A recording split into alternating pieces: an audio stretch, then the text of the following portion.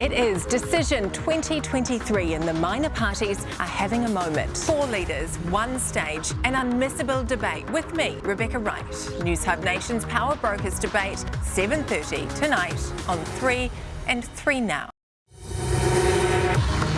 This is Decision 2023, Newshub Nation's Powerbrokers debate. We are live from Central Auckland with 4 leaders facing off on the issues that matter most.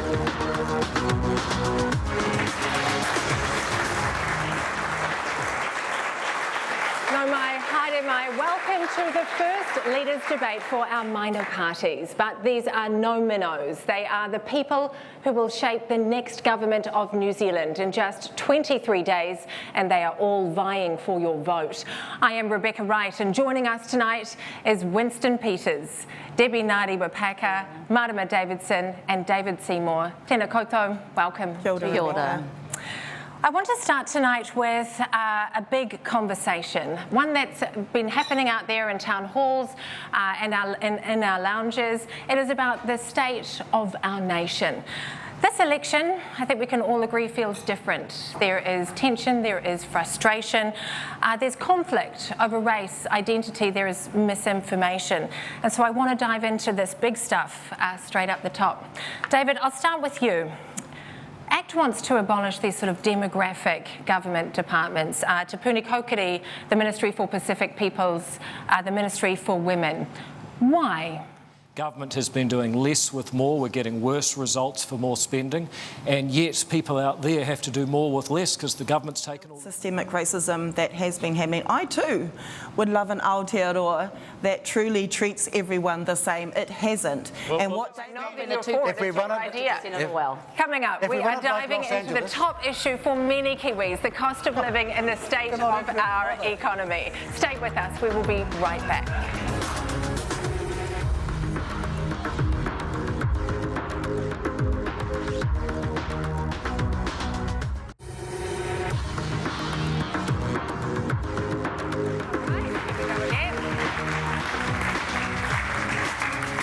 Welcome back to Central Auckland. But wherever you are in the country, you will know that Kiwi families are struggling with the cost of living. Labor's solution is free prescriptions, public transport for kids, subsidised childcare for 2-year-olds and GST of fresh fruit and vegetables. National, though, wants to give working Kiwis a tax cut of between $2 and $25 a week. So, let's open this up. Winston, are either of those approaches credible in this economic environment? No, they're not, because they're not dealing with the real problem. First of all, we know that to leave it alone. Okay, we're split. Another fascinating and fast-paced discussion there. And there is plenty more to come. Straight ahead, we are talking about crime, justice, gangs and prisons. Stay with us.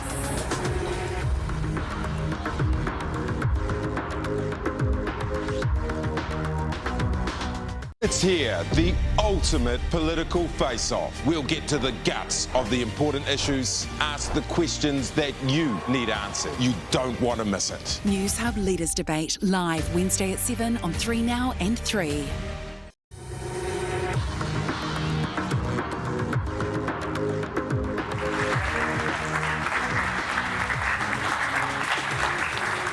No mai, haere mai. Welcome back to our Powerbrokers debate. It is live from Central Auckland. It's time now to dive into one of the biggest issues this election year, law and order. Retail crime is up, ram raids, violent crime. We have seen an explosion in gang numbers. So how does each party propose we tackle these issues? Marama, I'm going to open it up to start with you. How do you tackle the gangs? And I don't want a sermon on gangs, I want a strategy.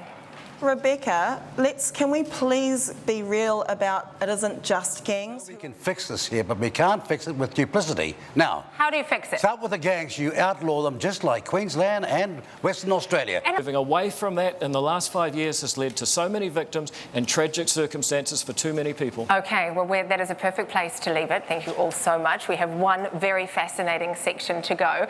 Coming up where the rhetoric hits the road, coalitions.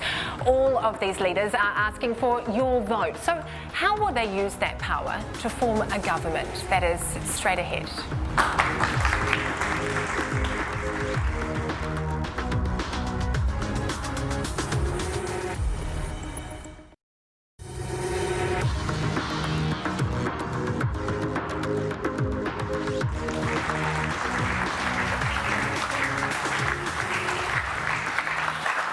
Okay, we are on the home straight in this debate and in the campaign. It is where the rhetoric hits the road. So let's talk coalition decisions and how these leaders will negotiate if given the chance by voters. And Debbie, I want to start with you. If after the election you have the chance to form a government, is that what you want to do, or do you want to continue the election? But I want to thank you all for coming tonight and talking to voters. It is an important election, it's an important time, and people are looking around, and I hope that they've found something in what you're saying. And thank you, Rebecca. Thank you. Okay,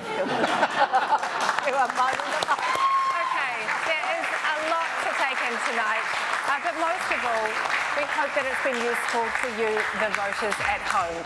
I'd like to thank our leaders once again for showing up to our debate and talking to the issues. And we're going to pass it on now to Simon Shepard and his panel, Simon Wilson, Jenna Lynch and Fran O'Sullivan.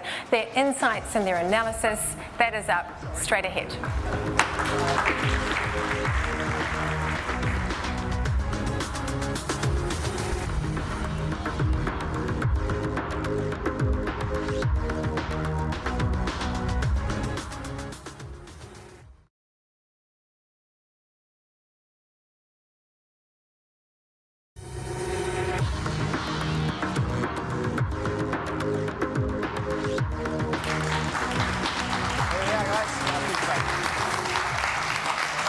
Hoki Maino, and welcome back. The big question is, who shone brightest in our Newshub Nation Powerbrokers debate? To analyse, New Zealand Herald senior writer Simon Wilson is with us, Newshub political editor Jenna Lynch, and NZ Media head of business Fran O'Sullivan. Welcome to the program. What a debate. Let's ask that question. Jenna, who shone the brightest?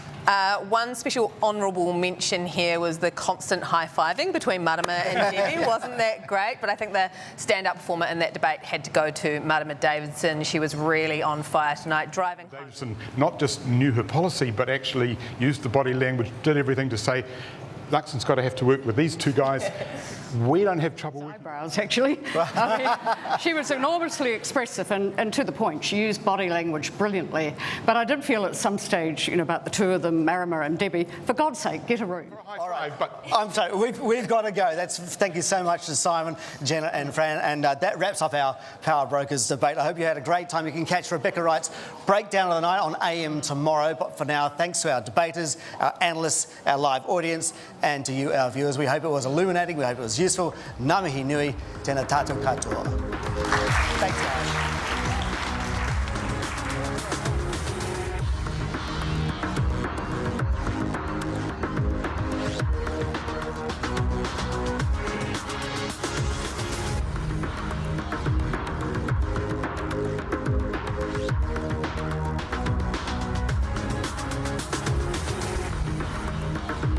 He mea tōna ki te hōtaka nei, nā te Public Interest Journalism Fund.